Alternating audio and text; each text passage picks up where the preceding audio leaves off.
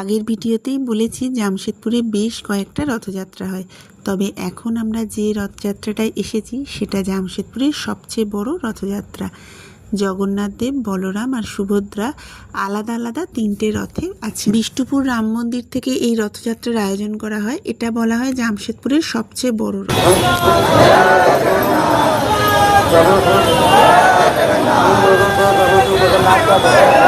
বিষ্ণুপুর থেকে এই রথ বেরিয়ে পৌঁছয় সাকচিতে।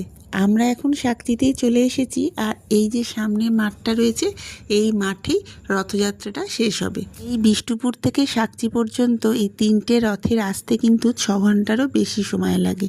দুপুর 2টোর সময় রথযাত্রাটা শুরু হয়েছে, আর এখন প্রায় 9টা বাজে। এখন মাঠে এসে পৌঁছেছে। রথ পৌঁছানোর আগেই যেহেতু আমরা চলে এসেছিলাম, তাই আমরা খুব ভালোভাবে রথের দড়ি ধরে টানতে পেরেছি। এখানে রয়েছে জলের ব্যবস্থা, আর চারপাশে বসেছে মেলা। ওই যে দূরে দেখা যাচ্ছে, এখানেই তিনটে রথ আজকে থাকবে। আজকের মতো ভিডিওটা শেষ করছি। জয় জগন্নাথ।